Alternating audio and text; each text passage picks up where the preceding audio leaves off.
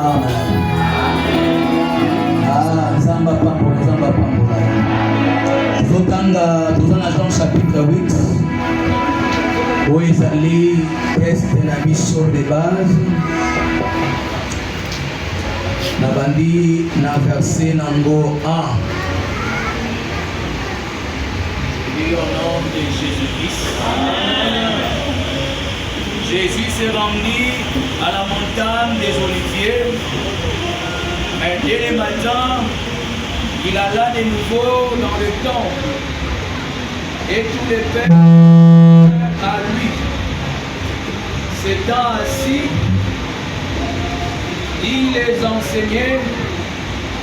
Alors, les scribes et les pharisiens amenèrent une femme surprise en adultère. Alléluia. Ofandi na kombo na Yesu Masi. Est-ce que tu peux m'aider à saluer des mamans, des soeurs? Pour notre maman moko pese mbote, pour notre sœur moko pese mbote. Pour na oki mingi zo zonga mingi ba mama, o kuza ba mama na ba il faut souligner que les sœurs sont là. On parle des femmes. Quand on parle des femmes, les mamans et les sœurs, alléluia. Nous rendons gloire à Dieu parce que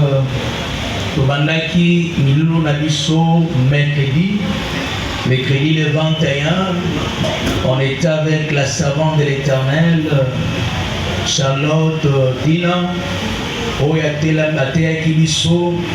Personne n'était condamné au malheur. Et nous avons été bénis par rapport à cette intervention. Le deuxième jour, nous avons été longo, la servante de Dieu, Maman Élisée, l'âme d'Opouni, qui a été personne n'était condamné à la pauvreté. Zambe ayamba kopambola mboko na mosusu oyo ayambaki mateya oyo toyebi biso nyonso ete mama likambo na biso ezali bazali wapi ba oyo bayebi na koyeba kokondana yo. Alléluia. Où sont-ils? Personne n'est-il condamné? Bazali wapi moto moko te akateli etumbu. Alléluia. Nakoye talinga nakoyeba kolobela sur personne n'est condamné à l'humiliation. Moto moko te akateli yo etumbu ya koyeba koyoka soni. Amen. Je dis merci à Dieu parce que maté ya maman qui m'a moment. Alléluia. Alléluia Jésus, alléluia Camille. Voilà qui m'a. Alléluia. Pourquoi quand on a mon hello, il y a kinga des copies. Oui bien aimé. Na passage au tout du kotanga. Bazolo bela biso. Natina ya 3 catégories de gens. Mutali boso, oyo balobeli biso awawa, ezali Yesu Masi. Mutani bale, oyo balobeli biso awawa, ezali bascribe, ezali bapharisien. Alléluia, est-ce que vous comprenez bien? Abi combien de catégories à Batou? J'ai commencé par Jésus, qui est de la première catégorie. Et la deuxième catégorie, nous voyons le sang des enfants. Alléluia. Amen. Et j'ai constaté seulement, comme on parlait d'adultère, il y avait des raisons pour qu'on ne cite pas le nom de cette femme. Amen. Il y avait des raisons pour qu'on ne cite pas le nom du mari. Atanga soki nazalaki mobala mwaso makambo na etalinga te. Pweza makamani ya soni. Alléluia. Amen. J'ai cherché, je n'ai pas trouvé. C'est de commencer la journée dans la prière. Il se mettait souvent à l'écart pour activer la journée pour qu'il soit utilisé puissamment. Et je demande à toutes les femmes qui sont ici, il faut savoir activer sa journée. Comme le Seigneur, comme notre Sauveur. Avant d'aller prêcher, avant d'aller enseigner, il commençait toujours par la prière. Si tu veux que ta maison soit stable, si tu veux que tes enfants soient stables, sois une femme de prière. Dans le deuxième verset, la Bible déclare dès le matin, il alla de nouveau dans le temple. En fait, Jésus avait l'habitude de se rendre au temple avec tout le peuple, et il était ainsi en train de les enseigner. C'était ça son endroit. J'ai dit aux femmes, si Jésus est notre exemple, si Jésus est notre boussole, nous devons être à tout moment dans le temple. Amen. Je suis dans la joie aujourd'hui parce qu'il y a des femmes qui sont à l'église. Il y a des femmes qui sont dans le rassemblement des femmes du ciel. Il y a une femme, quand tu es au temple, quand tu es là où le Seigneur est, c'est possible qu'il y ait un miracle. C'est possible que tu puisses recevoir une révélation. Est-ce que tu peux dire à la personne qui est à ta gauche, à ta droite, quand nous sommes dans le temple de Dieu, nous allons recevoir notre réponse. Par rapport à mes enfants, je l'aurai aujourd'hui. La réponse par rapport à mes enfants, je l'aurai aujourd'hui. Pendant que Jésus était au temple, la Bible dit ceci, il allait au temple de nouveau. À tout moment, il était pendant qu'il était en train d'enseigner, pendant qu'il était en train de prêcher, de l'autre côté, on était en train d'attendre maman Marie de venir au temple. On était en train d'attendre maman Zou de venir au temple. On était en train d'attendre les gens pour venir au temple. Une femme n'est pas venue au temple. Alléluia. Pendant que les gens écoutaient la parole de Dieu, cette femme-là avait choisi un autre chemin. Vous allez m'excuser aujourd'hui. Je vais commencer à attaquer les femmes. Après, je vais vous demander pardon après. Si c'est un médicament, même la quinine, même la quinine,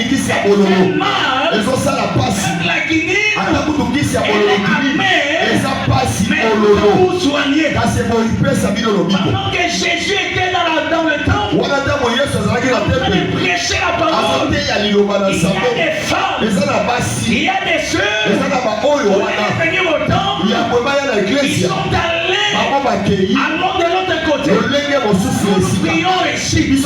Jésus est en train d'enseigner ici. Il y a combiné d'Odan, il y a combiné cours suprême, en train de faire n'importe quoi. Alléluia. Pendant que nous on est en train d'adorer, pendant que la sœur Bobé est en train d'adorer, elle aussi de l'autre côté, elle est en train de faire son adoration. Mais cette adoration n'était pas avec Jésus. J'ai cité le nom de la personne qui l'adorait. J'ai cherché, je n'ai pas trouvé. Elle était en train de faire la vérité. Il a laissé son mari quelque part. Je ne sais pas si ce mari a été au temple aussi. Il croyait que la femme est restée à la maison. Mais la femme est allée quelque part. En train d'adorer. Je ne sais pas quelle adoration. Je ne sais pas si aussi fancy. Mais elle est en train d'adorer quelque part. Est-ce qu'on comprend l'adoration? Alléluia.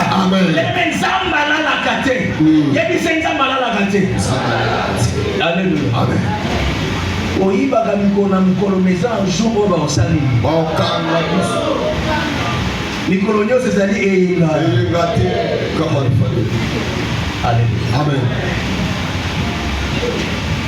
Nani azokondamner mwasi? Alléluia. Amen. Mais quand nous parlons de l'humiliation,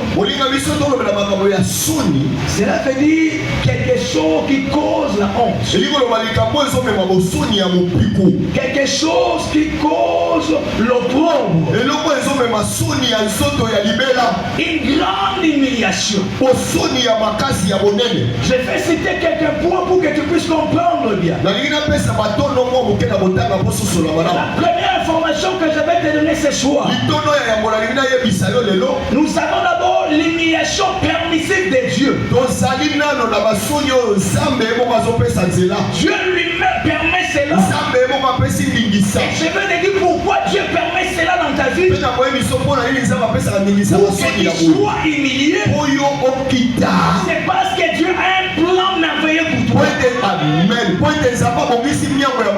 Dieu veut collaborer avec toi.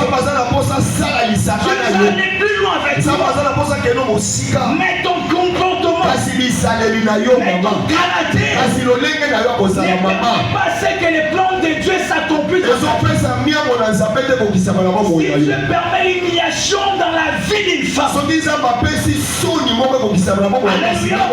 c'est pour que cette femme-là soit brisée. Que cette femme-là soit brisée de son impudicité. Soit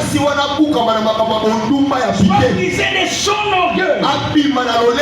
Soit brisée de sa colère. Parce que le projet que Dieu a à faire avec toi, avec ta vie de péché, ça ne marchera pas. Dieu doit te briser. Dieu doit chasser le mal qui est en toi. La raison pour laquelle cette femme a été surprise, c'était le plan de Dieu pour qu'elle soit surprise et qu'on l'amène vers Jésus-Christ. Je suis en train de dire à quelqu'un, tu as toujours fui les pieds, tu as toujours fui la présence de Dieu, mais il y aura un jour, le problème que tu vas rencontrer, la maladie que tu vas rencontrer, l'ennemi que tu vas rencontrer, pour t'amener vers Jésus-Christ.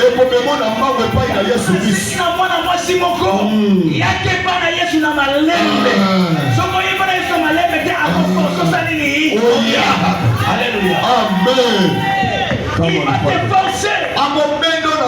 Quand l'humiliation arrive, j'ai dit la première des choses, Dieu lui-même veut s'humilier. Parce que ma camomille est bombée. N'a comportement à la rango et possible matin. Alléluia. Dieu veut te séparer de cette impudicité. Car sa volonté, ce n'est pas que les méchants meurent. Ici nous voyons une femme. La volonté du Seigneur est que cette femme méchante ne meurt pas, mais qui change de comportement. Je suis en train de parler à une femme méchante. Il est temps que tu changes de comportement. Il est temps que tu changes de vie. Parce que Jésus a besoin de toi. La femme qui va soutenir cette œuvre, qui va soutenir ses ministères, qui va permettre à la ministère d'aller de l'avant, c'est toi ma soeur, c'est toi ma soeur. Tu dois te préparer. C'est pas toi du péché. Amen. Amen. Tu dois changer. Amen. Vous savez, les scribes et les pharisiens ont dit à Jésus, de telles femmes, on doit les lapider. On les batanga comme on a eu. C'est le lenga passion. Alléluia. La femme passion, il faut qu'on bombe parce que la femme de Moïse nous a demandé de les tuer. Laisse-moi te dire ce soir, pour la loi de Moïse comme ça, la grâce de Jésus, là où la loi de Moïse était tuée, Jésus est venu te sauver.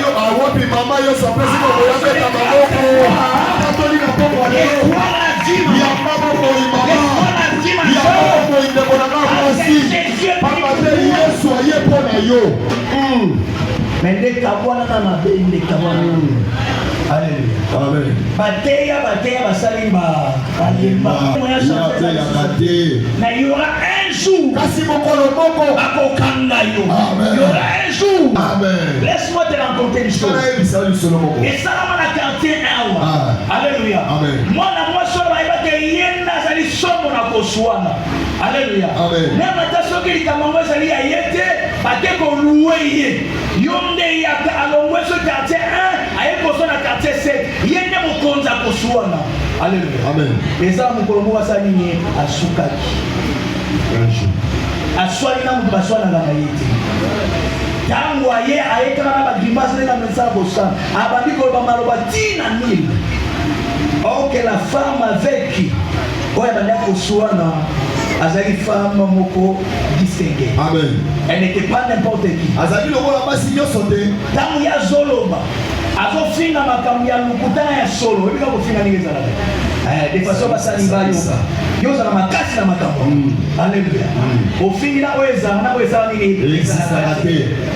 Na o mona ina o mona itosani obimisia. Osangisi. Banda banda ko suana zo suana. Mwana mwesua na tangu adini. Alléluia. Amen. Alogia te logo mogote. Afungulika saki na ya vya sasa adisi dia sambo ya. Abwaki amona se akoti na mogo. Ai. Suana na ya ngoto lokonda ya ngo. Kuna bibale. Ai. Yo bibisi maloba mili. Abiso dia na ya sambo. Quelle humiliation. Amen. Wana ya kibaka ngaki lukamu bila swana na papier vert ya azonga ya la papi alibisi na sana on se allez quel son qui doit changer. Il y a des choses que tu continues à faire. Et tous ces pays sans zambe. Il y a mon zambe il faut y assamini. Ah, j'ai pris mon Dieu. Si dans cette église, il y a des femmes qui ne sont pas brisées.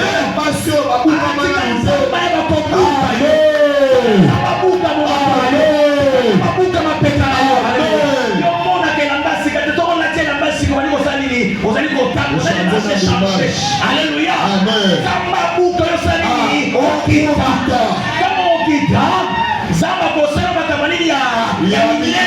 Merci. Quel conseil. Tellement que tu es orgueilleux. Les plans de Dieu ne s'accompliront pas.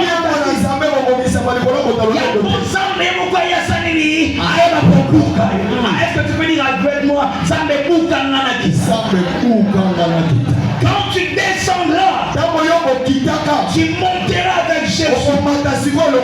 Parce que la grâce est là. La grâce est là. Alléluia. Alléluia. Amen. Et ça, amen. Je connais une femme. Dis-moi si mon bon. Et ça va sur ma kélé, il m'a mis à Balabal. Ma kélé, le haut, il y a 5 à 6 mois. Il y a des fois, il m'a pas donné une information. Alléluia. Mais au lieu que la attente n'a bien, il y a une poutre à son vote. So, il y a une salle à l'absolu. Et il a 7 vélos pour. Aïe. Balo bakani à tout moment. Tika makamwa batu. Tika makamwa. Ebe basa. Makamwa ça quand on a pour le lancer pour la maman ni. Quel comportement. Yo de passer la bombe.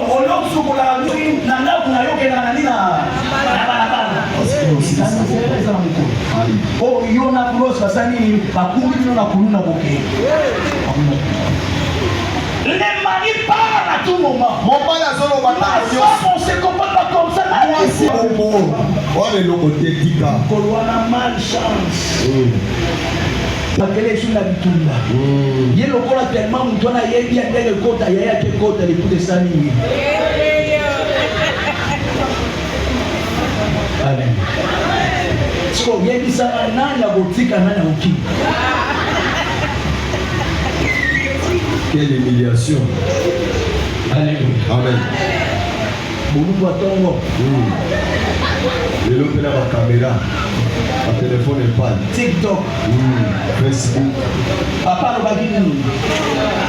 Est-ce que je parle aux femmes ici? On est dans la Bassia. On est Bassia. On va mettre la Amen. Parle pas à Yokarate. Mais quoi on est sagini ni biya ke bikoki. Maman papa. À salade semaine à bimagate. Projet forcé. Allez. Retraite. Allez, ayo tu namba na nani abazagi sunu. Alléluia. Amen. Abiso. Alléluia. Amen. Wana nataka passer à passer avec papa dans cette passer. Bakisena ba de mususa yo karate. On va faire intercession. Que Dieu te brise aujourd'hui. Que tu changes de comportement. Parce que Dieu veut t'amener quelque part. Mais j'ai compris quand j'ai retrouvé la réponse dans Jean chapitre 1. Quand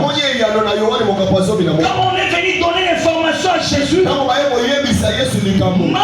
Marie va y pas Yesu la personne que tu aimes, Lazare, est malade. 11-4. La personne que tu aimes, ton ami, il est malade, il ne bouge pas. Mais Jésus a répondu à la personne qu'elle avait envoyée. Cette maladie, il n'a même pas cité cette maladie. Il a cité un mot grave. Il a dit cette mort. Alléluia. Cette maladie ne l'amènera pas à la mort. Mais pour la gloire de Dieu. Laisse-moi te dire, les choses que tu rencontres dans ta vie, les choses que tu rencontres dans ta famille, ne faut pas te tuer. Moïse, ces choses-là, maintenant par le coup, ces choses-là, te pousser à Jésus-Christ. Pendant qu'on avait attrapé cette femme, pendant qu'elle avançait, elle se disait, je suis mort, on est lapidé, je laissé mes enfants, je laissé mes parents, j'ai dit à cette femme, si tu ne pourras pas, Jésus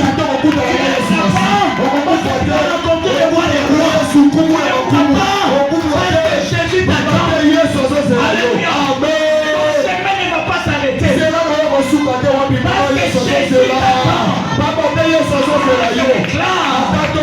tu rencontres Jésus dans ta vie. Et les femmes le savent.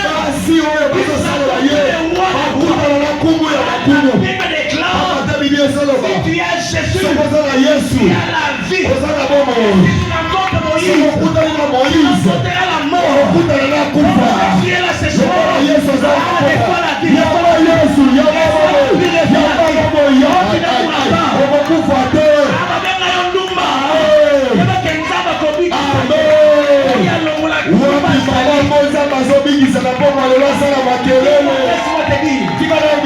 Merci dans la pharmacie. Il n'y a pas les médicaments. Il y a pas les médicaments. Il y a la fornication. Il y a pas les médicaments. Il y a l'impudicité. Il y a une pharmacie dans les tiers. Quand tu vas prendre le c'est ta maladie. Ils sont dans ton corps. Sont au nom de Jésus.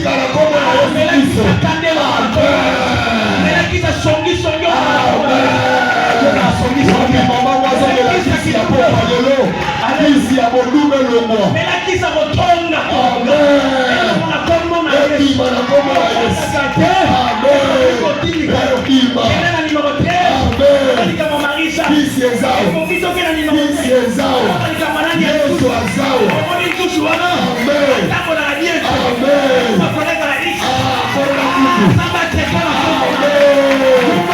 Wapi mokonza bazo tete. Acha makelele beta milolo. Sama pamola yo. Abiki saona kisi ya paralo.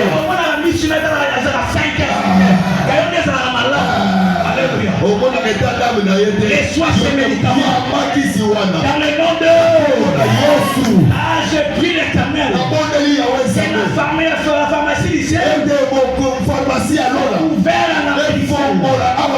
Toutes les femmes qui ont des problèmes avec le péché, qui ont des problèmes spirituels, soient traitées dans le nom de Jésus. Et personne n'était condamné. On parle de toi. On va dire cette femme-là est comme Jésus. Cette femme comme Jésus. Elle est moment passé parce qu'elle vit naïe comment il y a Jésus. Il y a change au nom de Jésus-Christ. Ezikaba Céleste. Boni moto moko azokanga ya. Soki poza apena nzolo wa ndima bakite banda pe kundima. Mama charisme babu ndimaka. Amen. Amen. Ata mobala sali nyonso musala nini? Ndimaka eto selanga. Osumbela ngani? Selanga. Tepesa ngani? Aïe. Allez. Et quand vous savez, mobila dao. Aïe. Alléluia. Amen. Mobila dao c'est ça. Mobila c'est là ngani c'est. Aïe. Aïe. Est-ce que tu peux voir ça? Bonyo bondi malikambo. On a 32 ans de pouvoir. Moto ya kambi tukuni sato la bale. Amen. Banda kwa tonda. Mbula bonne. Biloka lia biloka me bakte baba vila tambola. Mais je vois ici beaucoup c'est là nga. Aïe. Tika nzamba te sokisa bondima batu. Ate ya mkeo wana. Ndimaka papa. Basalo ndima. Papa. Alléluia. Amen. Ndima. Et Dieu fera des grandes choses. Samba usali lo makawabile na bobo. Alléluia. Amen. Moso longelo nalandi lo ngaba ba yabasi ngaba ongela. Alléluia. Amen. Bien-aimé dans le Seigneur, il y a aussi l'humiliation. J'ai parlé de l'humiliation. Mais il y a aussi certaines humiliations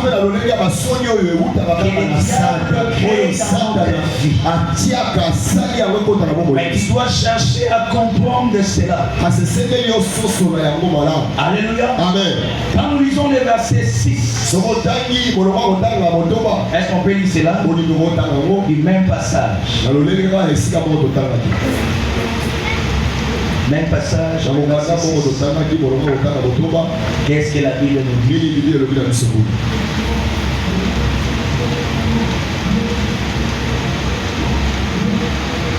Il y a quelqu'un qui a trouvé?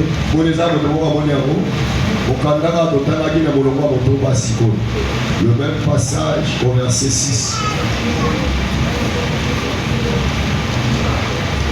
Alors, Jean, le même chapitre, le verset 6.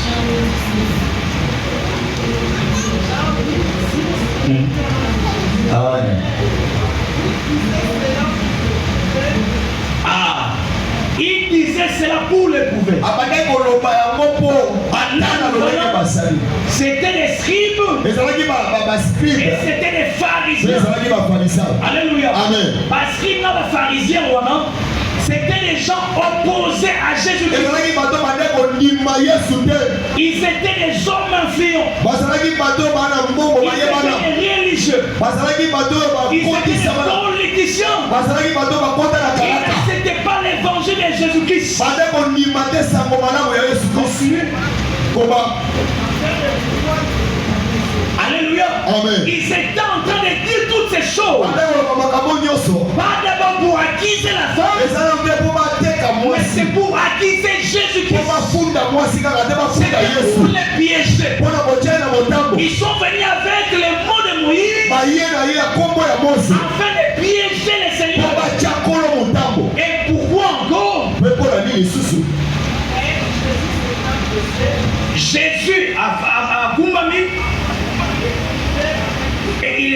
avant d'écrire. Vous allez remarquer avec moi, il y avait une opposition entre le Seigneur et les scribes et les pharisiens. Alléluia. Ils étaient levés pour le combat. Mais je vous dis une chose, ça n'a pas commencé ainsi. Parce que le diable a toujours été un opposant du Seigneur. Et nous lisons Apocalypse 12, 12. Malheur à la terre, car le diable est le diable est descendu. Et si tu descends dans Genèse chapitre 3, la Bible déclare le serpent parla à la femme. Elle était heureuse avec son mari. Mais directement, le serpent ancien, le diable est entré en mélanger la poisson. Il a dit à la femme, est-ce que le Seigneur Dieu vous a défendu? Il est directement en train. Amen. Là où Dieu t'a placé, là où Dieu veut te placer, le diable ne voudra pas. Il va venir créer la schisme. Il va venir créer le problème.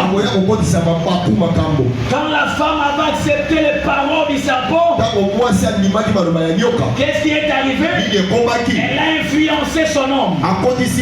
Et après la malédiction est entrée. La vie qu'ils avaient, la vie éternelle, a été réduite. Ainsi l'homme ne vivra plus éternellement. Et qu'est-ce qui s'est passé après? L'homme et la femme ont été chassés loin du jardin à cause du diable. Là, alléluia. Ils avaient une bonne vie.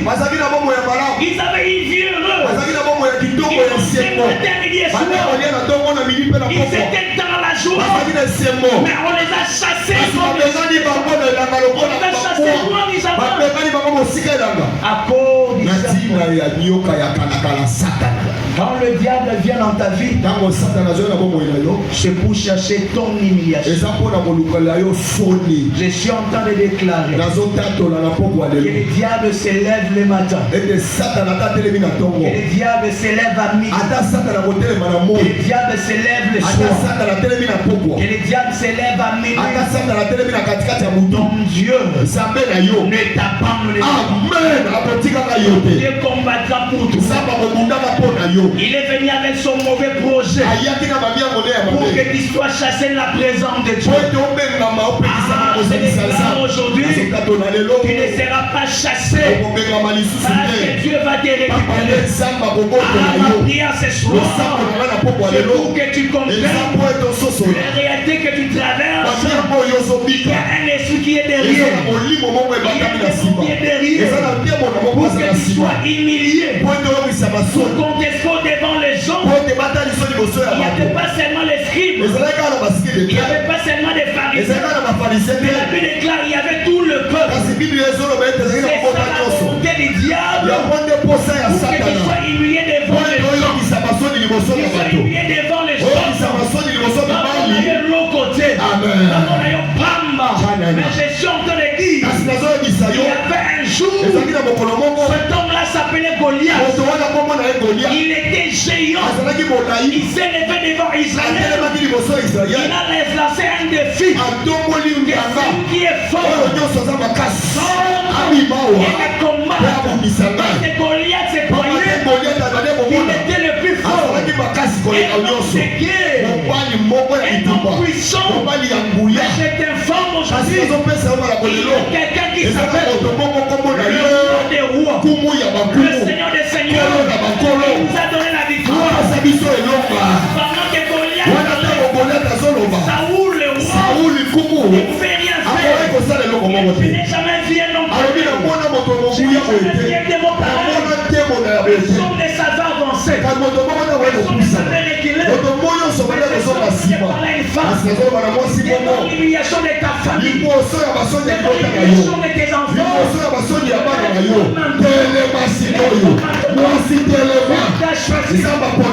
qui va enlever l'humiliation, soni wana. Quel que soit le nombre Ata mutu lolenge ya quel bademo. que soit le nombre des années, Ata mutu motango que ya kula. l'esprit de mort a régné. Molimo ya kufa L'esprit konzaki. de sérénité a régné. Molimo ya selite konzaki. Le problème a régné. Makambo ebandaki Mais kokonza. ces jours-là, Kasi mokolo il y wana a quelqu'un qui s'appelle ezali na moto moko na kombo David. Ah, je déclare Nazotatola. que dans ta Na famille, libota na yo. il y a David. Ezala na badaudi. Il y a David en globalité. Il y Amen. a David en moitié. Il y a Davidas. Wapi mama David asala makelele. Wapi mama David abeta mololo. Amen. Amen kama nofane. Famille déclarée. Ide tatoli. Bana biso. Amen. Tozapela yana biso a moisi. Kombo na ila. Tozapela biso a moisi. Soka telemi. Atelemi. A moisi ndeye. Akoyesa kombo wana. Amen. Il n'y avait personne Moto azalaki te. contre Goliath Liboso ya Goliath. qui va s'élever. Nani aotelema. Pendant plusieurs jours, Na bamikolo ebele. pendant plusieurs semaines, Liko basoso ebele. la Bible déclare Kasi bile il y ezoloba. avait un jeune homme Ezalaki na mwana au mobali nom de moko. David. Na kombo ya Quand David. il est venu rendre visite Ntango ayaki kotala. à ses Na frères, bandeko na ye il a libali. trouvé Goliath Akuti Goliath. en train d'insister, Azofinga. d'injurier la Azofinga bango. les meilleurs des familles. Olinga meza na mabota. Baza kotonga Amen. bazotonga bino quartier. Ida bareta. Famille wana babola. Alataka bien te. Famille wana balumba. Bazanga moto na poto. Bakula. Bakutu bakosika wapi. Eza na mokolo moko. Eza na mokolo moko. Zama amen. Zama mokolo. Amen. Alléluia. Amen. Famille wana. Libota wana. Bapoto te. Bamaka. Bien-aimé, il y aura un jour. Eza na mokolo moko Dieu va olinga mingi. s'accoucher les Zama gens. kobongo na kombo. David ayoki ndenge bazali kofinga. Amen. Ndenge bazali kotola. Atuni bango nani wana. Atofinga la famille de l'Éternel. Amen. Ah, j'ai dit une chose. Bazolobela kobongo. Oyo afinga la famille na bino.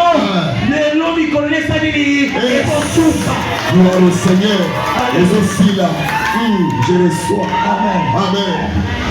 oyebeli oyo ekamwisanga ntango azotuna bango na information wana yana eliya baye koyoka bino david osala nini awa olotikala na ndako obatela mwa bibwele il a parlé de peu de brebis alobeli bamwa bibwele ya mike. donc cela veut dire david na famille na bango bazalaki bapauvre fanda na yo kuna batelaka mwa bibwele ya moke osala nini oyekoka makambo nini awa yo lisusu Kwa makamu. Amen. oyo tozalaka na ndako eza nanu wana oyo bazali mosusu wapolaki alleluya Amen. or que Dieu Ils sont pas des appels. était avec David. Ça que le roi David. Ah, j'ai pris le tabac. Que Dieu travaille avec les femmes. Ça passe le roi David passa ou. Travaille avec les Ça femmes. passe le roi David de la biso la kasi. Disait la révélation. Pour te pas son rebond ici. Malgré qu'il y a Goliath. Attends que Goliath télé. Malgré que le diable est là. Attends que Satan a ça. Oui. Yeah. Il a la possibilité Attends ma conquis. de vaincre ces Goliaths. Il y a Colomba ba Goliath Je wana. m'appelle une femme. Azo bisa moi si Dès boko. que le serpent avait séduit. Le roi la munyo ka kosa dilo. Le même Dieu. Nzambeka ba boko wana. Il déclaré au serpent. Azo lo ba nyo ka Ah, boyi. c'est Dieu qui parle. Nzambeka solo. Quand tu as séduit les serpents. Kosi C'est la mwasi. même femme. Ezaka mwasi wana boko. Ezaka mwasi Qui wana boko. écrasera ta tête. Amen abonya na yo yo Satan. La femme écrasera Yo ta tête. se abonya kanya ka motuna yo. Ya motina Tu wapi? avais choisi Marie. Samba ponaki Marie. Quel mari? Marie nyonso te. La vierge. Marie moseka. Wote kati na ye. Jésus. Yesu abekama. Nazoka tola. Jésus. Koti ai ai ai ai ai ai ai ai ai. Eza Yesu moko kati na yo. Amen. Prie au nom de Oyo Jésus. kaka na kombo na Yesu Kristo. Abakokima. Amen. Abakokima.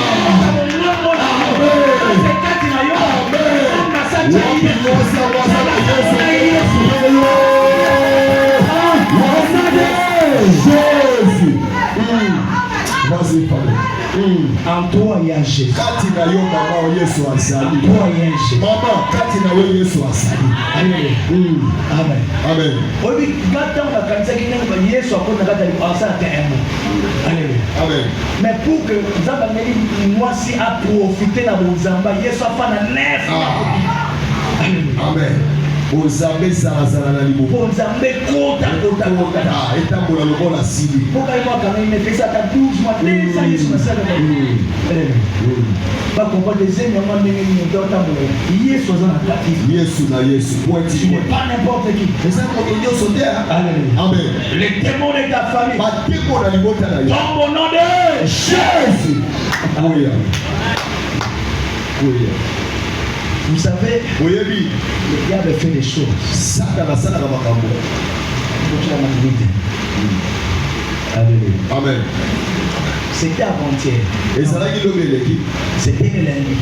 ezalaki mokolo ya poso J'ai reçu un appel nayambi singa ya telefone d'un frère qui est à l'extérieur du pays. ndeko moko ya mobali aza libanda moko Il est en train de me dire, aoyebisanga boye il a d'abord commencé à dire merci à Dieu abandi nano koloba matondo mingi na nzambe parce qu'il venait de fêter son anniversaire. pamba te abandaki kofete ndanga ya kula Il na a dit ye pour ça, je vais supporter le carburant, comment on appelle ça, la SNEL, la facture SNEL et la régie des eaux pour un mois. abini yango na ntina wapi nga na koyeba komema mokumba ya kofuta lokasa Après, lotiliki mpe na mai il va commencer à parler de ses problèmes. abina lokola nzamba Papa, j'ai une réalité ici.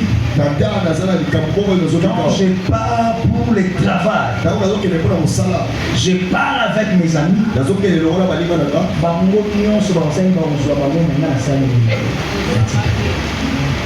babosala esali mbala na mbala nazo comprendre. Alléluia. amen So natali photo na ye na WhatsApp natala est-ce que elomine ezopekisa ye bazwa ye tomina comme ça pour comprendre un peu qu'est-ce qui se passe. Mais j'ai remarqué c'était non beau. display na ye eza kitoko elongi eza bien Qu'est-ce qui se passe quand kai nini elekisama bazwaka ye na misala tatikala kaka j'ai dit il y a une réalité. elongi eza na lolenge moko ya bolimo ebatami On va s'élever pour prier. esengeli tobondela totelema J'ai dit demain lobi longi on commence un programme de prière. tobanda lolenga kosapela On va gérer ensemble. tokokila lelo Quand seulement on a déclenché ce programme, ntango nga mbala moko tobimisi likambo na il posa m'appelle le soir, abenga na il pokwa me dit on m'a appelé alobi papa abengi nga pour que je réponde à un rendez-vous. po ete Je nakende na dis ye ne sois pas distrait, abiko on va commencer la prière. otepatepate tokobanda losala Et puis le matin, kokala ntongo il voulait partir. Donc quand il est arrivé à cet endroit, ntango akei na komi na esika la wana personne qui devait le recevoir, moto esekelaka yamba ye il a commis un accident. atutali na moto Il envoie le message, atindi je ne mbela sais pas venir nayebi koya te parce que j'ai tamponné quelqu'un ici. pamba te awa nakuta na Il likambo est au commissariat. natuti moto tokenda na C'est fait bus rentrer. ndeko wana mobali Je lui dis, azoi entrons, restons en prière. ayebisi totikala losambo On a gêné avec lui. tokili elongo na ye J'étais au bureau, on a prié sur nazali WhatsApp. esika mosala tobondeli tobondeli Et le soir, mpe na pokwa on l'a rappelé. na bandisi Que lisusu même ne rate pas. lobi kopesanga te Des personnes, des gens sont appelés. babi bali babenga C'est pour te dire, eza mpona koyebisa il y a des réalités spirituelles que tu sais. ezaka lolenga kobika ya molimo oyo Le koyikoa diable veut t'humilier. satana aza na posa memelo Malgré les compétences que tu as, pamba te lolenge oyo osali malgré les yango qualités que tu ata as, kutu balolenge ya le diable veut te réduire. satana aza na posa mema Mais yoti je bato demande bango aux loso femmes d'être spirituelles. kasi nazosenga na basi kozala basi ya Je melimo demande à nos mamans d'être spirituelles. bamama na biso bokota na losambo Là où tu vois la tête du serpent, esika ozomona motu ya nyoka écrase-les au nom de Jésus-Christ. ata yango na kombo na yesu masi ozokende liboso Tu ne te progresses pas. ozokende liboso te J'étais héros aujourd'hui. nazalaki moto J'ai reçu un appel. lelo nazwi nzela moko amen Pas n'importe quel appel. apele nyonso te ya bato L'appel de ma fille aînée. oyo mwana na ngai ya yango C'est pas le ciel. Ma fille aînée adoptive. amen Elle m'a appelé bonjour papa. abenga apesinga mbote papa Je voulais savoir comment tu te portes. elingai nayeba ndenge ozali Moi, je parle français dans les films aussi. Est-ce que vous la connaissez? Alléluia. amen Elle m'a parlé. bandi osolola ngai Et esi j'ai compris, j'avais déjà les messages aujourd'hui. Ah, les diables voulaient me laisser faire. Il y a beaucoup de gens qui connaissent l'histoire. eza na bato mingi bayebi lisolo Alléluia. amen Tellement le diable voulait la combattre. lokola esatana ngai apundisa ye Balimwisi mutu alimuka mobimba. Balimwisi nani na virage à Lumumba. Abima na mina 4 jours après na mina Sainte-Thérèse. On appelle la joie. On lui a dit ma normal a dit bo ndambo ndambo Alléluia. amen C'était pour déranger la vie de ces ezali mpona kotungisa mwana komemele soni et comme c'était moi qui l'a géré, lokola ngai moto na ndobatela ye namemanga osimba te esimba te au nom de jésus oyo nyonso bazokana na kati ya bino esimba te na kombo na ye. amen Alléluia. amen Alléluia.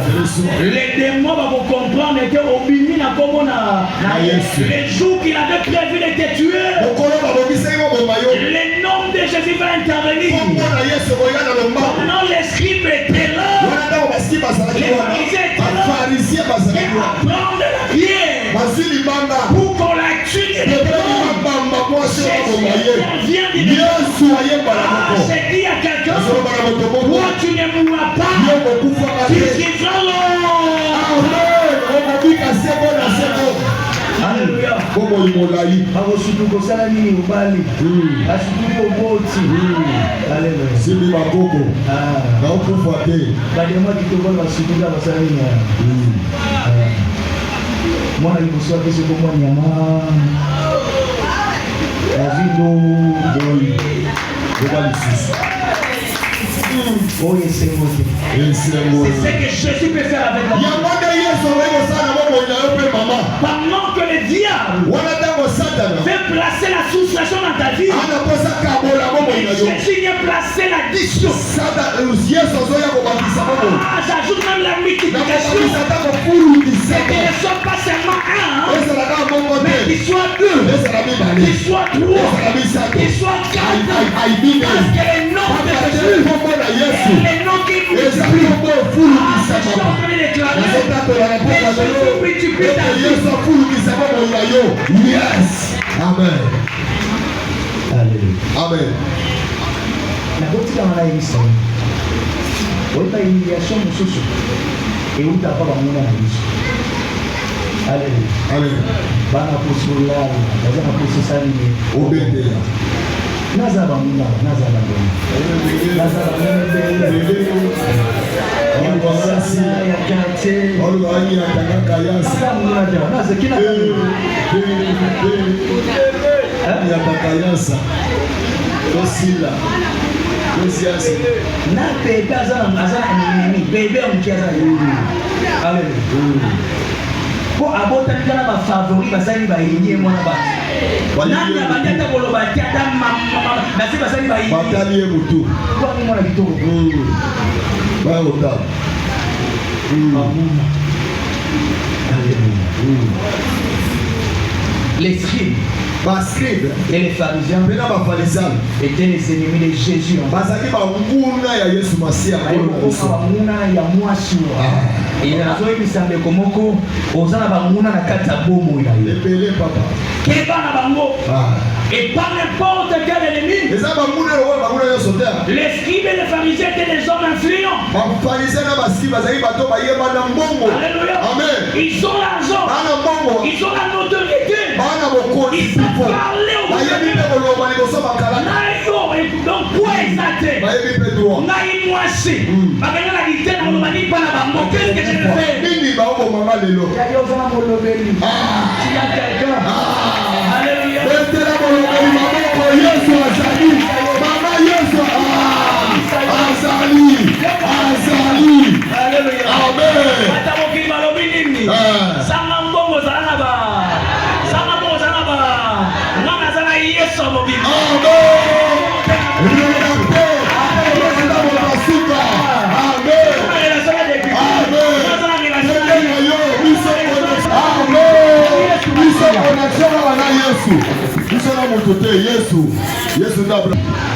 Tu dois garder cette relation avec Jésus. Mais dans la relation avec Jésus, dans la relation avec Jésus, ok, mais Jésus. Laisse-moi te dire, moi je suis une victime à Pamba. Bazali na kanga ne ya nani ya Yesu. Mais quand on serait bien, bazali ni bamemi mwasi. Alléluia. Est-ce que tu peux dire na la victime ya la victime kutu mobala kimi na yo. Ayo tika bela baya. Tika ko de nunda. Inuma mukolo moko.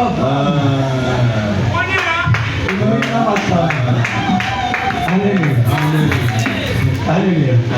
Ya mukolo moko pam. Iko umayo. Andali kusali weka ya mkono moko. Alléluia. Amen. Amen. Amen. Yana bilisumu foki mamu. Foki. Alléluia. Il y avait des femmes.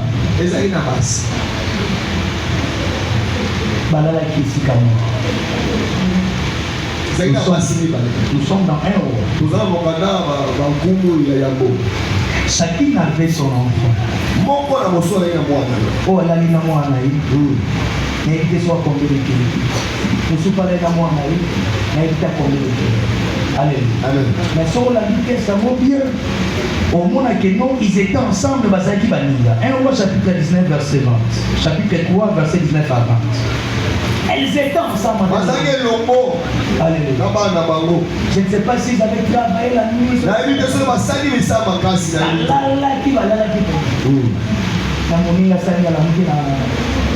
Alale mwana na ye adobi mwana na ye na buto sani alamuki azwi mwana ya moninga sani ye azwi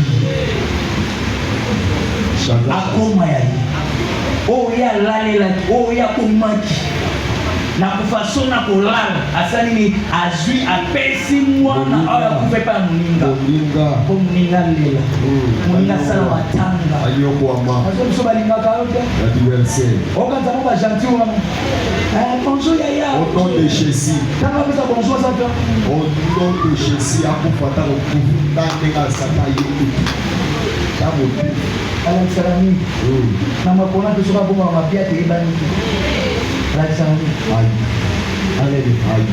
Yozo kanisa moninga ni ma amemeli eloko ekufa acheli na kati ya dunia ya mbele. Ils se sont réveillés le matin. Alléluia. Amen. Oyi kuna mtaiba position la la. Alléluia. Amen. Mais ça va position mususu. Alléluia. Amen. Ya mo faut ça de la façon olala. Tango zo molala po ozola sambela penza na la kimia. Même na position mana. Ala lokola bébé. Alléluia. Amen. Po ezana elale yo ndengo la wana dongo. Mutaki mamba makosa. Bakabu na zeka kosa. On est dans ça karaté na nina nina.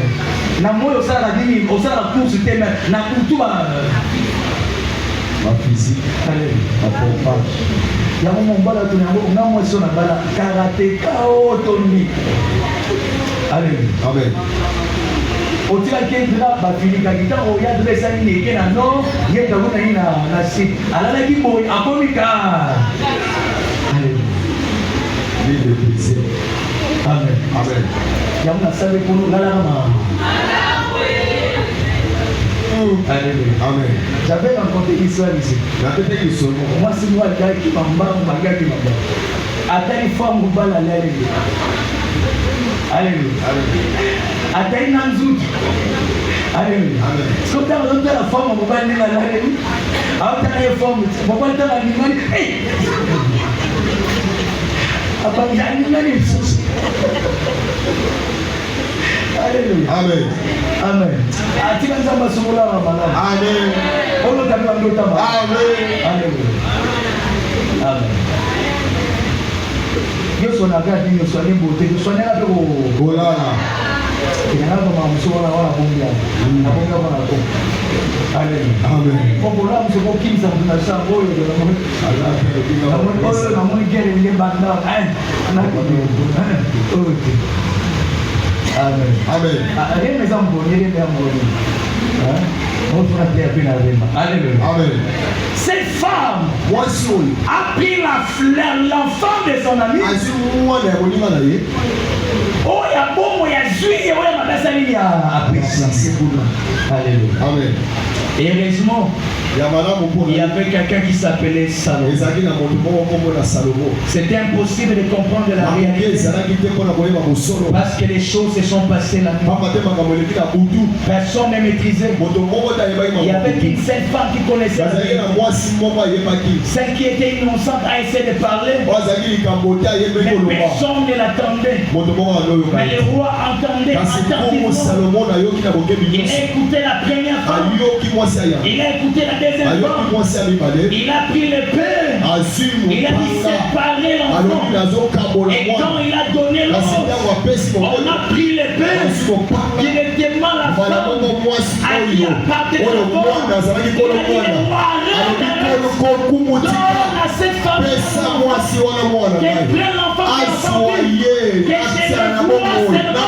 il y a un jour que tu as des ennemis à gauche à droite. Il y a un jour que tu te rendras justice. J'ai pris mon Dieu. Que Dieu s'élève dans ton quartier. Que Dieu s'élève dans ton asile. Que Dieu s'élève dans ton travail. Pour que tes ennemis tombent.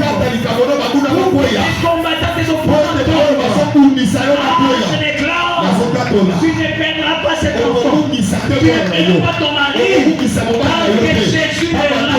Il va te rendre justice.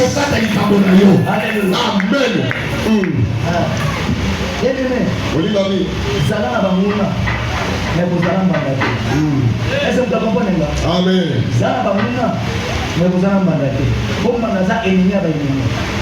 Est-ce qu'il y a quelqu'un qui me comprend? Alléluia. Amen. Est-ce que quelqu'un qui m'attend? Là, mais si vas-y, hein? Écoutons-moi, vous habitez au monde. Amen. Amen. C'est la fin de la prédication.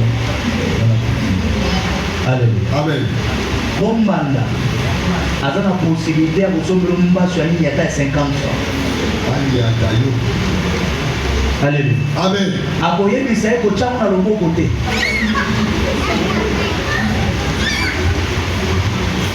Est-ce que toi comme ça donc? Aïe. Aïe, Father. Come on. Teach. Chamu na frontière.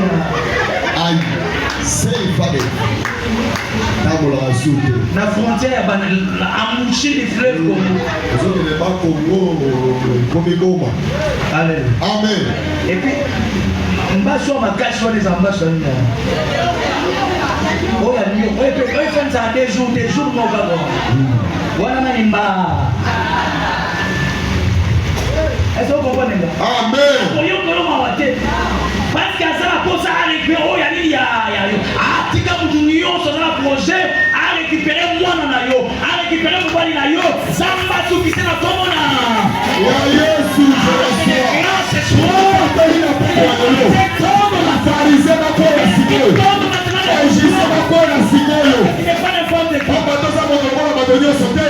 Ah, il y a matisa lo sam. Amen. Alléluia. Bazelo mbangati. Grâce ba. Bazelo mbangati. Amen. Mais il y a encore les amis qui ont fait de la prière. Bazelo mbanda poka.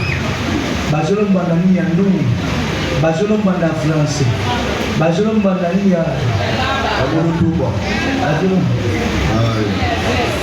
Abulu tuba pe aye. Amen. Amen. Et tu gagnes avec les bazelo ni ya. Aïe. Au nom de Jésus. La foi de Jésus Christ. Amen kate. Assis ma bon mon ami. Amen. Est-ce qu'il y a quelqu'un qui me comprend? Il y a des choses qui font refuser dans ta vie. Il y a même la mort. Qui amène la mort? On a beaucoup d'exemples ici au Stambela. Amen. Alléluia. Amen. Et pour terminer, il y a l'humiliation programmée par la famille. La famille a programmé de t'humilier. Il y a des choses que tu entends. Il y a des choses que tu vois matin, midi et soir. Parce qu'il y a des choses qui sont programmées par la famille. Mais je suis en train de dire à quelqu'un, quelle que soit la famille d'où tu sors, il y a quelqu'un qui s'appelle Jésus qui est capable de délivrer. Est-ce que tu m'attends? Amen. Amen. Amen. Maman, Jésus faisait quoi? Yesu adokoma koma. Andakoma wapi? Amunza bazokoma na mabele. Azokoma na wapi? Na mabele. Nube buta wapi? Na mabele. Mate buta wapi? Na mabele. Bika na buta wapi? Na mabele. Yoko buta quelque part. Amen. Est-ce que Amen. Au bon temps quelque part. Au piment quelque part. Amen. Alléluia. Amen. Et je suis en train de dire à quelqu'un, si la famille t'a condamné, si la famille a programmé des choses contre toi, et dans votre vie, il y a des décisions que vous allez voir. Il y a des choses que vous allez remarquer à tel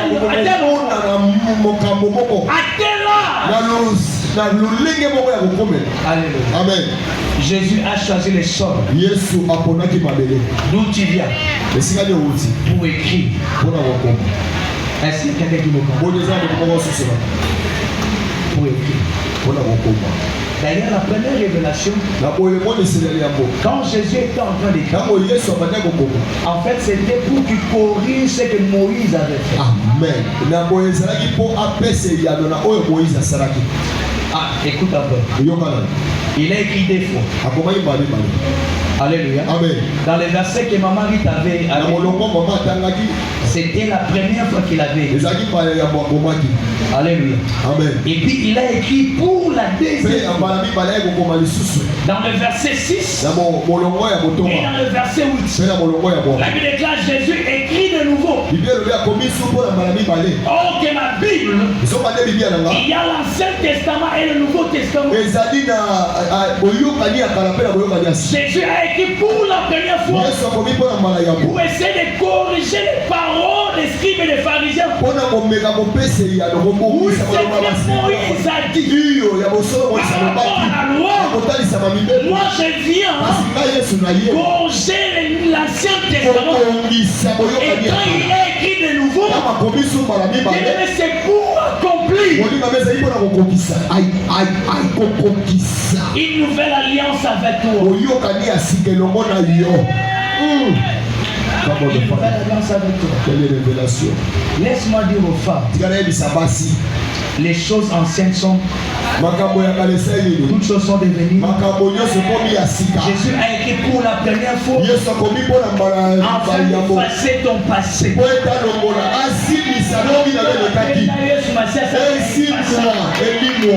Alléluia. Amen. Est-ce qu'il y a un chat qui est sur ma sasani?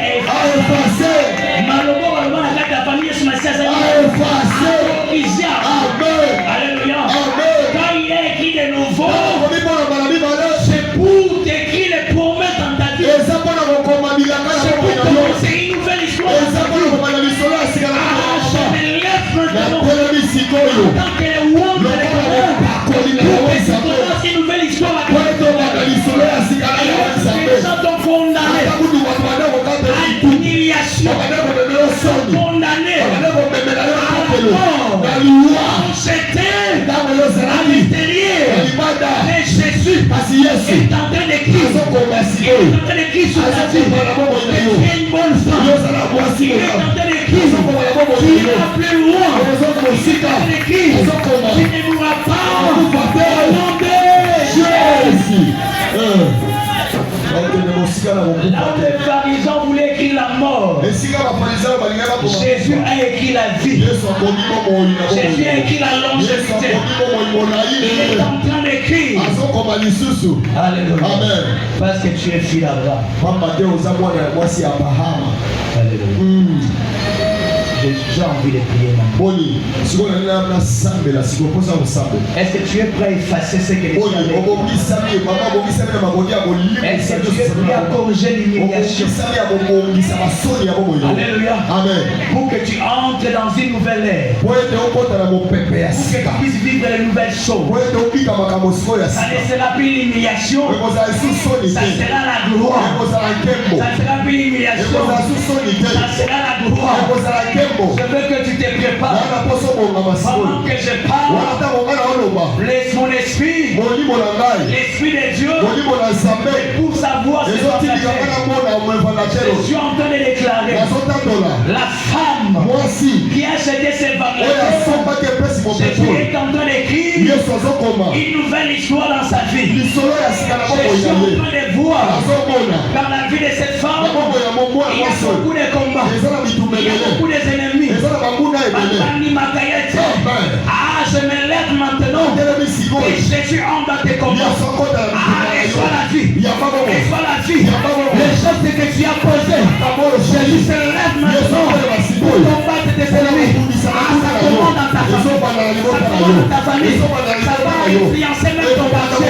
Ah, calamité, calamité.